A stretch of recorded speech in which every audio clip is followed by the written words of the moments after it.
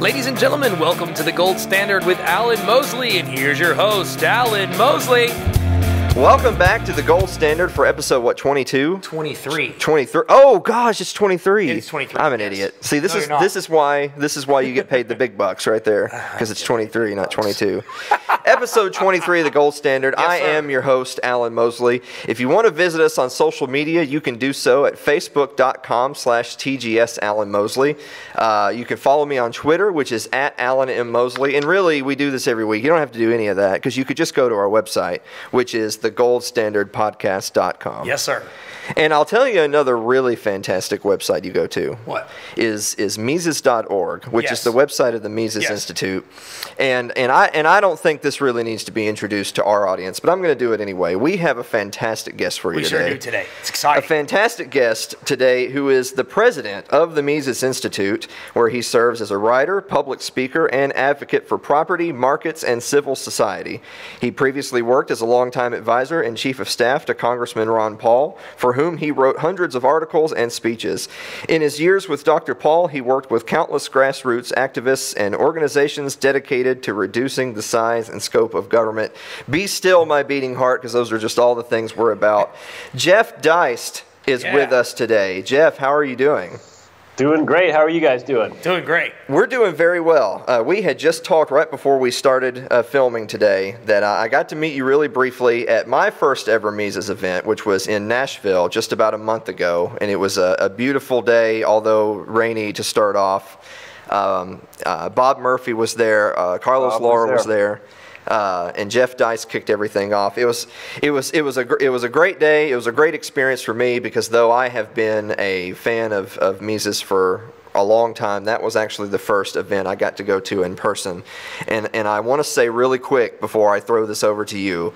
So the Mises Institute, I'm actually finishing my master's right now in history.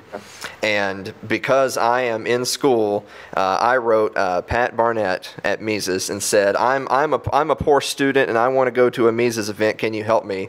And they said, absolutely, we can. So that's just how great the Mises Institute is. So Jeff, thank you so much for being here. I could just sit here and gush about how much I love the Mises Institute, but I'm not going to do that. But I don't like to assume that everyone knows everybody. So give us a really brief rundown of your role and what the Mises Institute is all about for our fans who have been living under a rock and have no idea what this show is about. Well, we're about providing an alternative, being an alt school of sorts, to challenge the narrative of mainstream economics teaching today, and also to challenge the narrative of the state. We teach what we consider proper economics, which is based around the Austrian tradition, which was really a dominant mainstream school of thought until the Keynesian Revolution of the 30s. And we teach people about classical liberal tradition, what we would call real liberalism, in a variety of ways. We do it with one of the biggest econ websites in the world. We do it with a variety of events. We do it with a gigantic private library and an actual 3-building campus here in Auburn, Alabama, adjacent to Auburn University. But most importantly, I think we do it via Mises.org, which is a huge website with dozens and dozens and dozens of free books and countless articles and videos and speeches, really a lifetime's worth of reading. So that's what we want to be. We want to be a free alternative school for people who are interested in this stuff. And that's really what we strive to be on a day-to-day basis.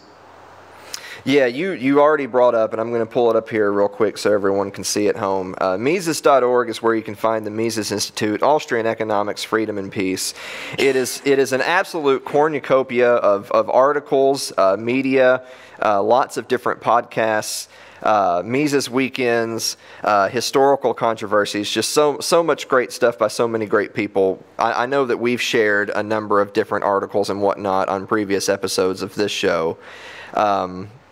There's one thing in particular I wanted to point out that I'd mentioned to you right before we went on.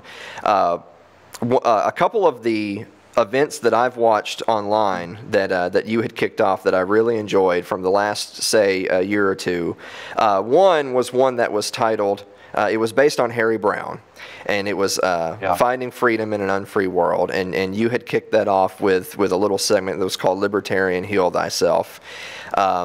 and I want you to take a few minutes to talk about where the motivation for that comes from, and really that's something that I picked out today because I'm a big Harry Browne fan, and though the audience of this show will know that I've been pretty critical of the modern day Libertarian Party. What's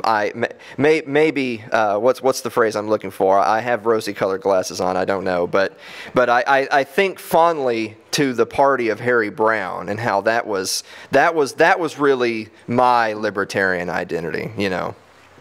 Well, he was incredible. He was the LP nominee in '96 and 2000. He was this incredible author, writer, speaker, tall, good-looking, well-dressed guy, superb speaker. I mean, Harry Browne was really, I think, the standard bearer for libertarians of the time, and he really died much too young. But I'm sure most of your listeners were way too young to know his great book, How I Found Freedom in an Unfree World.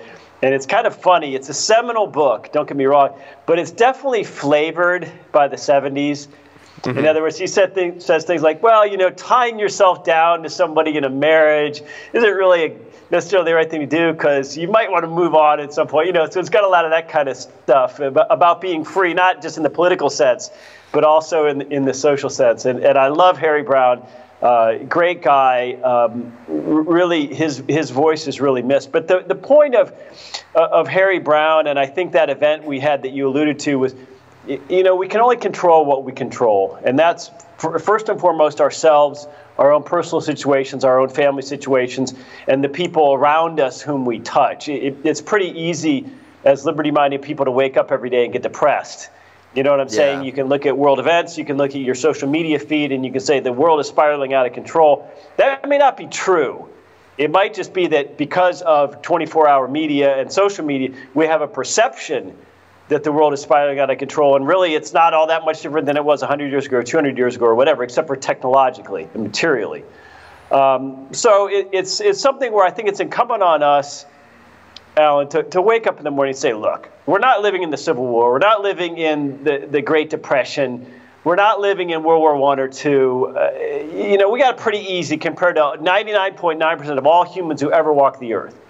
So if we can't have a reasonably good attitude and go about doing what we believe is the right thing, which is promoting liberty and in turn promoting human flourishing, then we're not really worthy of our ancestors. We're not under duress. We have a relative amount of free speech.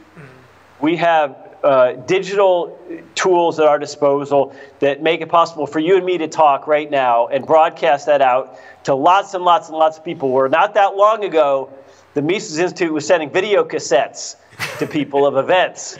Yeah. Okay, it's called Before the Internet. So we should count our blessings and have a little bit of fun, for God's sake. Yeah, well, you know, this reminds me, you know, I'm a big Tom Woods fan, and I know you guys are as well. And something that he has said a number of times, and it's a sentiment I believe you echoed in that very same talk, is what we don't want is poor, struggling libertarians. Because for one, you've got to take care of you. You have to right your ship, and you have to be successful. I mean, for one, just if charity is your flavor of choice, it's hard to be charitable when you're struggling. So and I believe you had made the comment that, you know, the poor and unsuccessful are not being listened to. That's just a fact of life. You know, the rich and successful are the ones who are guiding opinion and policy and that sort of thing. And it's not even a matter, like, we're not getting into the conversation of whether or not that's good or bad. It just is what it is. So, you know, we want to focus on how can we empower people and enrich them, you know, through knowledge so that they can make their lives better. And so instead of the political route of, well, I'm going to get all my guys elected and we're going to change policy, I don't think that that's tenable for a lot of reasons. What I think is more tenable for us today is let's make sure that everyone who subscribes to our school of thought is living well and living a productive member of society, and through osmosis maybe culture will shift our direction. Yeah, I agree. And libertarians skew younger, so they're going to be starting out in life, so they're not going to have as much money. It might have roommates, might still be in school, might still be eating ramen noodles, because that's what it means to be young. But I think we just have to work in concentric circles. Start with yourself and then work out from that. I don't like self-help as a genre. I feel like sometimes we veer into that. Jordan Peterson fans veer into that because there's nothing much new under the sun. Work hard, be responsible, Yeah. But I think optimism is a key ingredient in this. Yeah. No, I definitely understand. So another talk that you gave that I was particularly fond of was the PC is not etiquette, it is force. And I wanted to reference that today along with an article, and I'm going to pull up for people at home. From CBS Chicago, Jack Dorsey, Twitter's CEO, was blasted for patronizing Chick-fil-A. And the Reader's Digest version for everybody is that he was using Chick-fil-A's mobile app to get a discount on a chicken sandwich because, that's what he felt like eating that day.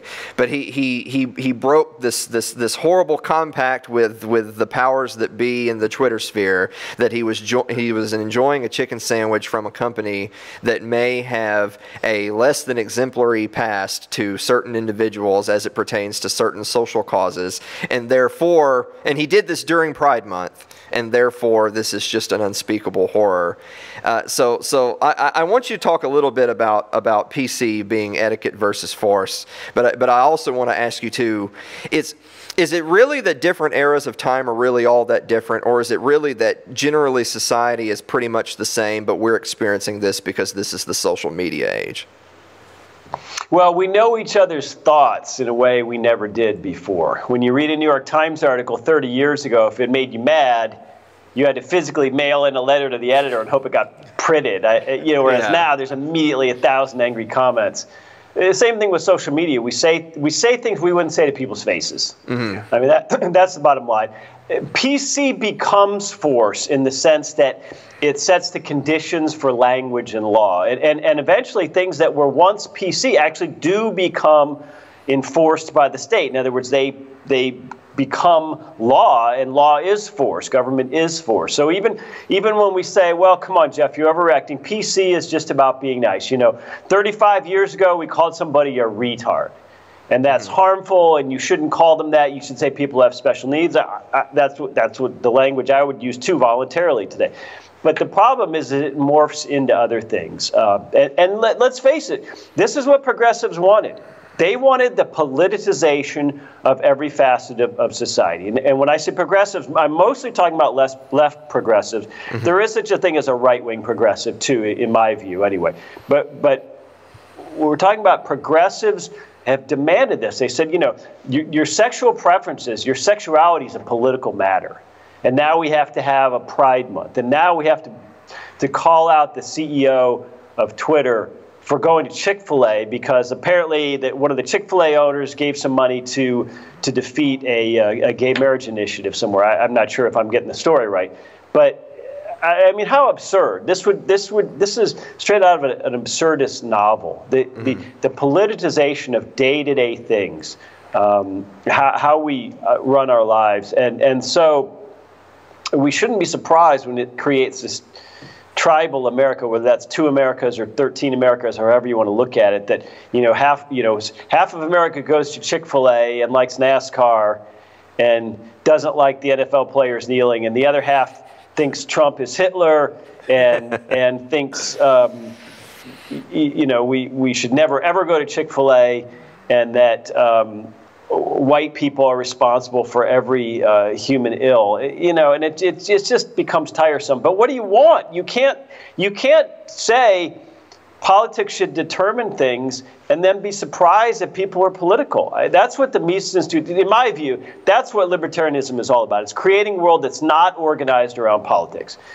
Maybe there's still some state, maybe there's still some politics, but it's a lot less. That's the world I want to live in, where people come to agreements privately, because who cares? I don't like these. I don't like boycotts. I like Chick-fil-A. There's some stuff on, on Amazon Prime. There's some stuff on Netflix, some political stuff that I don't like, but I still use Netflix. I like some of the shows. If you like Chick-fil-A, eat at Chick-fil-A. I mean, the only way we can get past this is by getting past it, right? By individually saying, screw that. Yeah.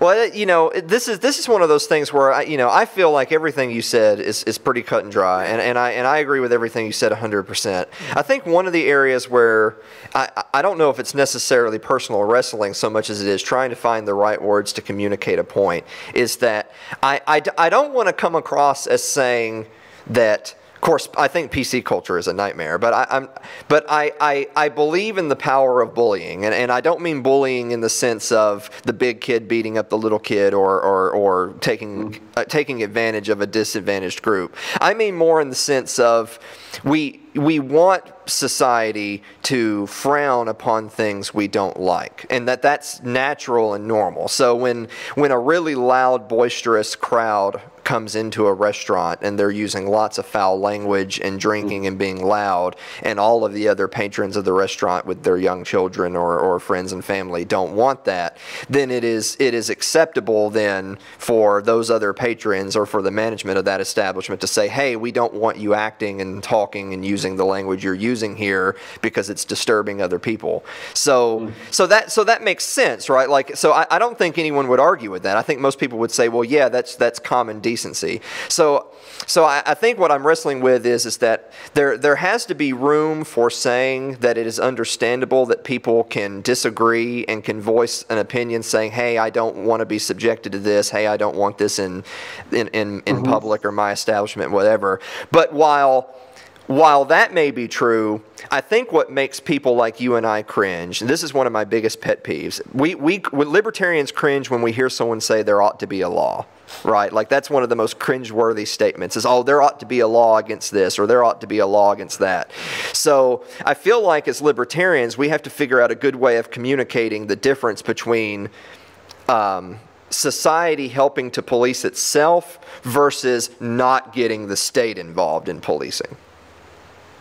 Well, I think social opprobrium and shaming even are preferable to laws in terms of how we reward and punish behavior. The problem is that PC often leads to laws. And furthermore, PC is often based, at least at the outset, on a distinctly minority position on a particular issue. In other words, a tiny minority gets something sort of inaugurated into the public's mind, and then a few years later, all of a sudden, bake the cake.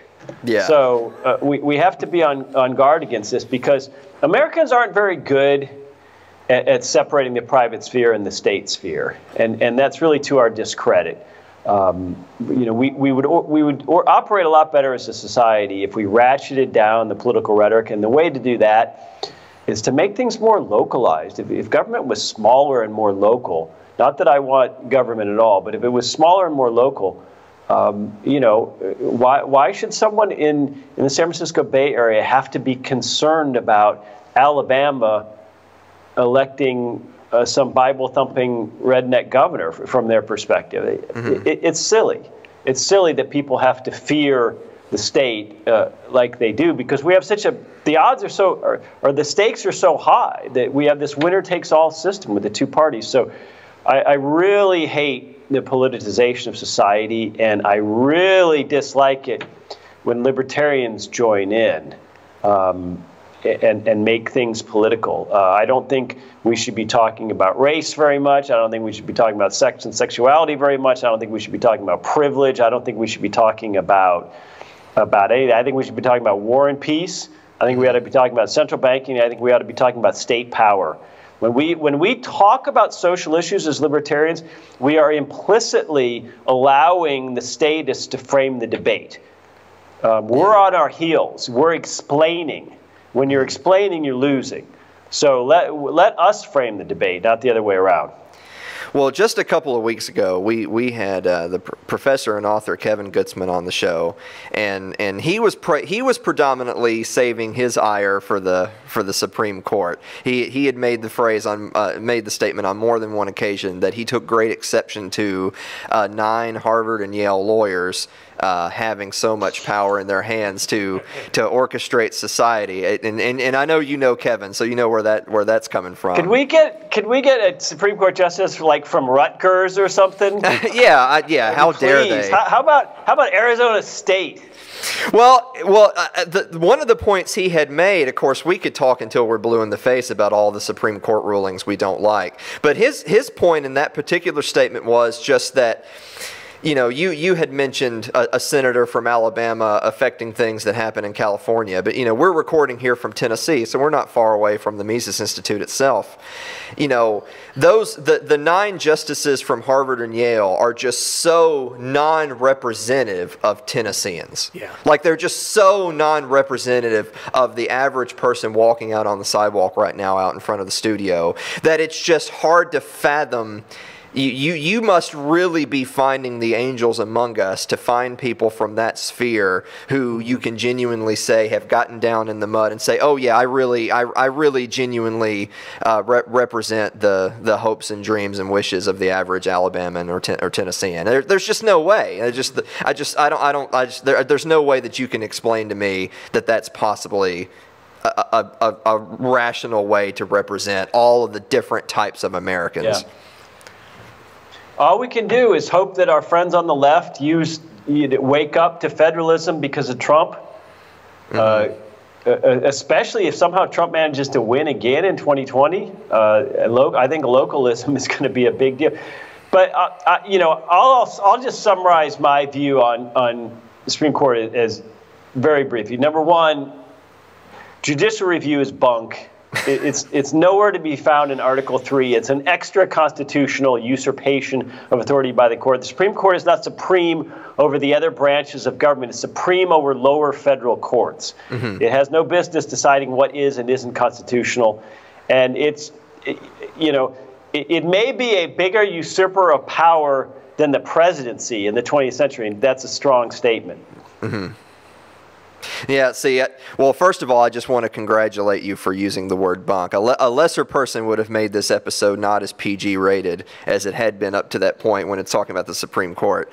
So I wanted to switch gears a little bit. You had recently made an appearance on the Great Tom Woods Show, and you guys were talking.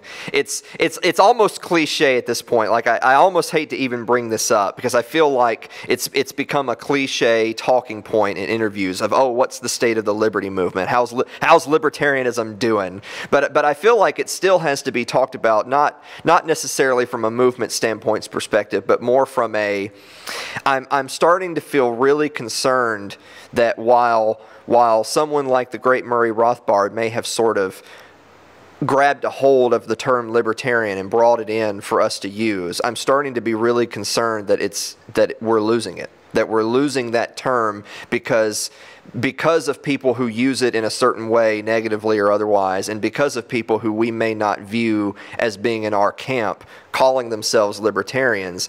I'm starting to be concerned that simply saying, oh, we're libertarians, now is no longer defining who we are.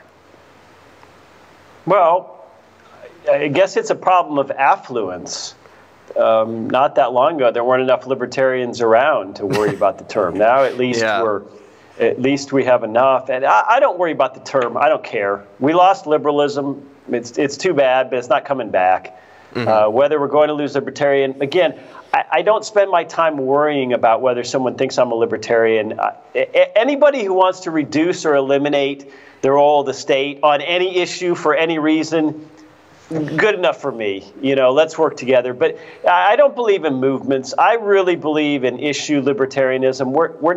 The idea that we're going to convince 51% of the country to adopt a wholesale program, especially of a radical wholesale Rothbardian program or something, I think is unrealistic. The idea that we could have a greater degree of freedom at a local or state level, I think, is far more realistic.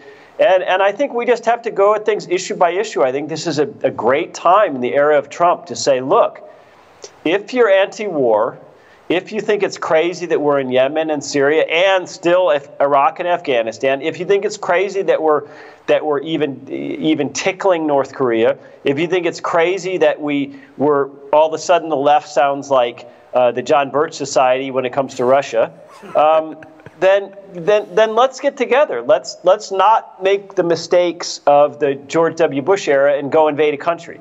Let's prevent that. Let's hold our noses and have the Cindy Sheehans of the world join us, and let's have issue coalitions.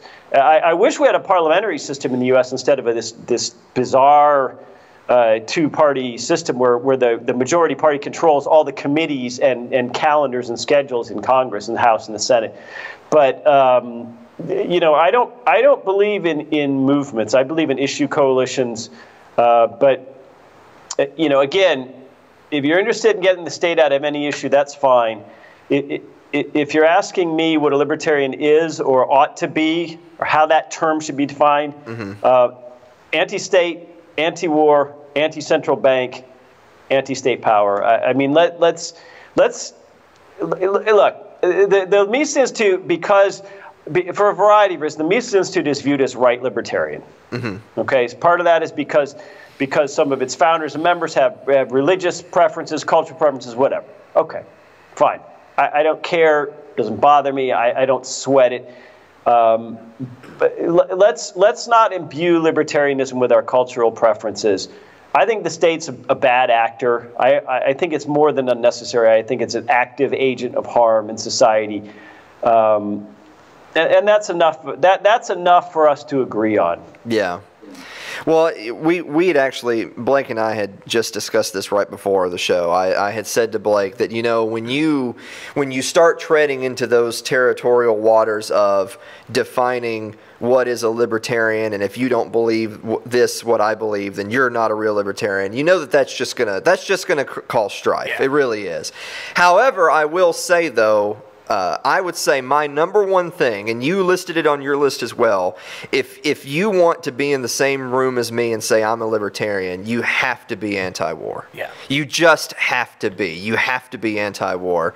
And on that token, I want to turn our attention a little bit to the Singapore Summit 2018 between President Trump and Kim Jong-Un. Jeff, I've been disappointed with a lot. I'm never disappointed with what the mainstream media says, because my opinion of them can't be lower. So I'm beyond that at this point. But right. I've been really disappointed with a lot of the commentary coming out of the libertarian or paleo camp or what have you, because I have to believe the most important thing to us must be to be anti-war. And while I can find a million reasons to criticize every president there ever was, much less President Trump, I'm just not going to criticize him for engaging in diplomacy with North Korea. I'm just not going to. Well, why are we forced to explain why we think diplomacy with North Korea is good? Why isn't the burden on the other side to explain why after 60 years and $1 trillion, we still occupy this goofy demilitarized zone between two countries that have lots of historical and cultural ties? As a matter of fact, the last couple of elections, the South Koreans have been running for office saying on a platform of U.S. troops out. Now, I'm not saying that all South Koreans agree with that, but there is a movement within South Korea for this. So the burden of proof ought to be on the people who advocate the status quo. I mean, what kind of bizarro world do we enter a war and we still occupy a portion of the country 60 years later? Yeah. The burden of proof is on people who want to keep that going. Yeah. Not on Trump or anybody else. And if Kim Jong-un's a dictator and his people are all the more reason. Yeah. All the more reason to be there. As far as I'm concerned, drop pallets of iPhones and Walmart T-shirts or something in North Korea. I mean, leaving them shut off from the rest of the world is the most inhumane thing we can do. So any crack in the edifice of North Korea as it currently stands is worth pursuing. And if people want to say, "Oh my God, Trump's standing on the stage with a dictator," they need to shut up. We've had Khrushchev was in grocery stores in Houston. We've had summits. We've had summits with all kinds of dictators all over the world throughout U.S. history. So I don't want to hear it. Yeah. Well, what you just touched on right there is you're bringing to light, of course, that we know the North Korean people have suffered, and we want I feel like if you're a human and you're anti-war, of course you want relief for the people of North Korea. That's what your primary focus is. Alongside with not engaging in military conflict. But I guess what really bothers me is I've seen so much commentary that is along the lines of we shouldn't be engaging with Kim Jong-Un. Trump should not be taking this meeting specifically because he is a dictator who is doing all of these horrible things to all of these innocent people of his own country. And so since he is so terrible, we should not be engaging. And I just find that a really hard road to hoe. I really do, because I feel like if you're going to play the humanity card, if you're going to play the humanity card of, well, we shouldn't be engaging with him because look at all the inhumane thing he does to his people, then if that is true, then your primary objective should be whatever actions we can take that alleviate the suffering for the people in any noticeable or measurable way, we should take those actions full stop. So how is engaging in diplomacy not doing exactly that? Yeah, well, it's a form of talking versus bombing or saber rattling, and we haven't talked much for 60 years, and what has it gotten us? I will say this, I haven't seen much in the libertarian sphere criticizing this, and I'm very hard on Reason Magazine frequently, but the Reason piece I saw on this was good. It was praising Trump and saying much of what you just said about applauding this effort. Mm-hmm. Yeah, I mean, it's definitely, I guess the one thing, and I mentioned this to Blank right before the show, is you can always tell when something's a really, really bad idea or a really, really net negative for liberty when the hard right and the hard left in the mainstream are both rattling, for the same thing or against the same thing. That's when you really know the jig is up. Yeah, it's the Rachel Maddow Max Boot axis of evil. Absolutely, you got to stay the hell away from Now let's face it. You've heard the description of the horseshoe effect. Yeah. And I think neoconservatism really neatly defines the horseshoe effect, because by definition, a neoconservative is someone who's comfortable with big government at home. Yeah. Whatever kind of entitlement or social safety net and welfare provisions you have to keep the masses placated so that we can get on with our real goal, which is imperialism and nation building and U.S. superpowerism. So it's really interesting that how quickly in this case, and it's on both sides, but in this case, how quickly the left drops its anti-war pretensions when Trump is the one suggesting we hold off. It's the world we live in, and so again, where does this all take us? I think it takes us to where libertarians ought to be talking about a non-political world instead of saying, "Hey, we're a third flavor of political ice cream." Two different things. Oh yeah. Well, I have made comments on this show on a number of episodes that I've been none too pleased with the direction of the Libertarian Party for some time, and I think beyond the fact that I've been less than inspired by a number of their candidates, I think it's just more the strategy of I'm just really not super interested in political engagement. Like I know that that's kind of a broad blanket statement, but I'm really not. I try so much more to focus on, well, what can we do to make our lives better? And when I say we, I don't mean planet Earth, really. I mean like you and me, or me and Blake, and in our community. What can you do to make your community better? You should pursue that, and whether it is Trump engaging with Kim Jong-Un, or whether it is just you in your own community, I feel like it is important for us to espouse our principles. It is important for us to continue to strive for success, because I feel like, if like you had mentioned a second ago, if you want to engage on, well, what can we do and what's the answer? I feel like the answer is you're going to have to grind out some victories, and then you're going to have to let the dust settle, because there's going to be no clearer way to demonstrate that our principles are sound than to engage in them and then be able to take a step back and say, well, look, the world didn't come to an end. We still have the roads. The roads still work, even though we went libertarian, Yeah, but I just want to add, we have had some victories. I mean, if you go back to the early part of the 20th century, right after the Russian Revolution, and then fast forward into the 30s, the Great Depression in America, John Maynard Keynes comes out with the general theory, and that really sweeps academia, along with Marxism sweeps academia. Mm-hmm. And FDR, who's really a big-time closet commie, introduces at that time what was considered a vast social welfare state in terms of Social Security and the Fed's created. If you fast forward now, there is far more understanding of and sympathy for markets and capital than there was then. I mean, you can find free market academics today. You can find what we might call milquetoast mainstream support for markets and liberty. So we imagine as libertarians that things have never been bleaker, and that's not true. They have been bleaker, and if we don't recognize that, we fail to understand that. Go talk to a left progressive. They think there was this libertarian revolution, that, encapsulated by Reagan or something. Mm-hmm. So it's a matter of perception, and if the libertarian victory is just simply staving off Leviathan or making or slowing the rate at which Leviathan advances.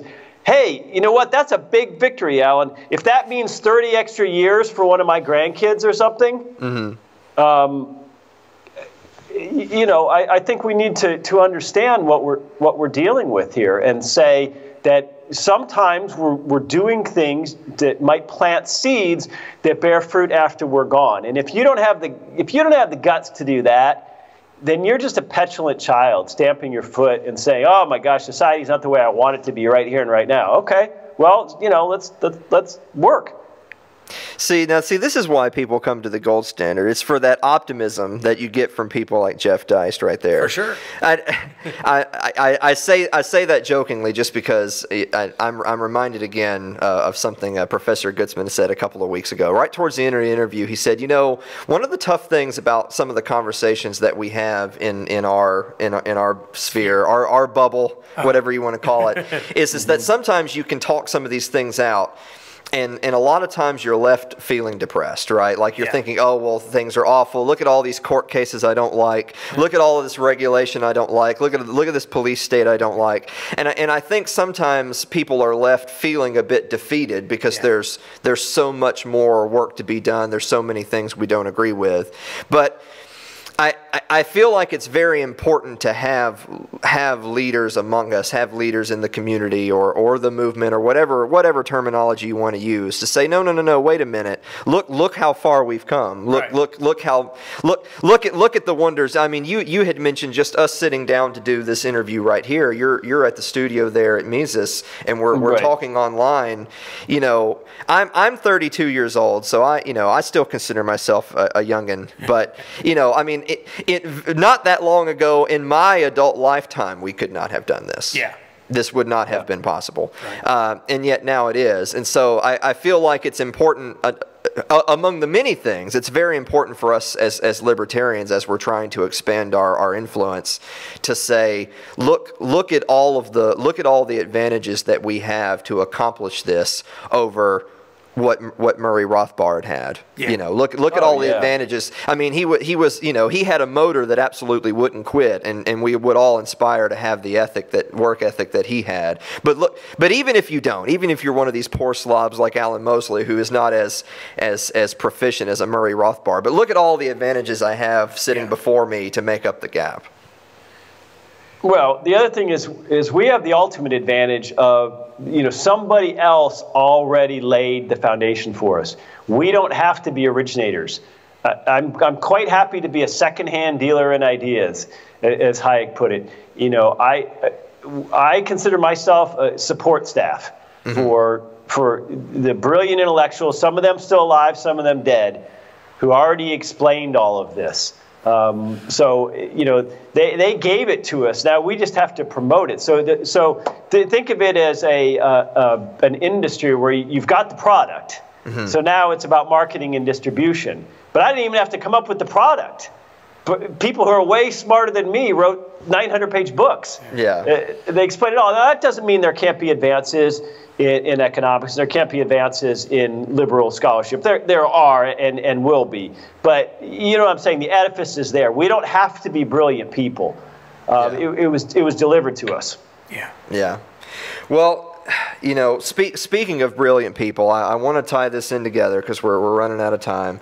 Mises.org is the website of the Mises Institute, where you can find just a truly outrageous amount of content. Again, on the same topic we're on right now. I mean, the Mises Institute would absolutely love your support. They would love you to subscribe. They could use your funds to help advance the cause of liberty.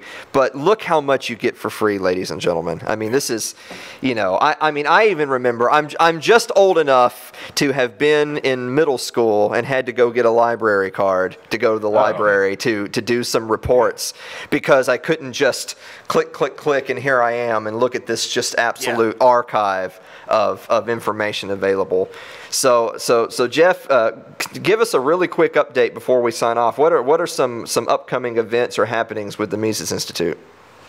Well, come to Mises.org and you can always find out what we're up to. We're always churning a ton of fresh content, but more importantly, we're always churning a bunch of deep, old content. In other words, HTML and PDF formats of books. And if you take a little bit of your time, a little bit of your bedtime reading, a little bit of your downtime in life, and get away from social media, get away from, fun YouTubes, get away from just clickbaity garbage, and let your mind settle down a little bit. And it's kind of like eating your broccoli with your ice cream. Do a little bit of that deeper thought reading. It will reward you. I guarantee you that much. And so you could spend a lifetime at Mises.org. We got a lot of great things coming up. We have our summer universities coming up, which is where 150 kids from around the world spend the week on our campus and really get immersed. Right now, we have a graduate seminar going on downstairs. So for me, it's personally very rewarding to see, brilliant young PhD students from around the world come here as kind of a mecca of sorts. We're going to be down in Texas in November with Ron Paul. We're going to have a big alternative media event and try to talk about who's silencing and who's promoting anti-war and liberty voices. So we're looking forward to that. And we always have we have an event in Orlando that we always have in November, December. We always have a pretty full slate of events. We just had a great weekend in Dallas, Texas, which I spoke earlier of those concentric circles. We tried to have some speakers who were a little bit outside our normal circles. In other words, we had a left progressive anti-Fed historian and writer, and we had a right populist anti-Fed historian and writer. If somebody's anti-Fed, I want to talk to them. I want to know them, and I want to encourage libertarians to know them. So that's the kind of thing that's personally fun for me, but also that I think we got to be doing. Well, that is absolutely in line. I think amongst his great many works, I think the spirit of Rothbard that I want to see live on, if I had to just pick one thing, it's the willingness to build coalitions with anybody and everybody. If it's going to mean getting us out of a war, if it's going to mean ending the Fed, if it's going to mean any one onerous piece of legislation going away, we'll make wherever we can find those friends, we'll find them and we're going to work with them. That is what I think of the most when I think of Rothbard, and I know that I personally have benefited just immensely from the Mises Institute. So Jeff Deist, I want to thank you so much for doing the show with us today. Thank you, sir. We appreciate it a lot. Blake, did you have anything? I'm good to go. You're good? Yes, sir. Well, let's do our housekeeping real quick. Facebook.com/TGS Alan Mosley.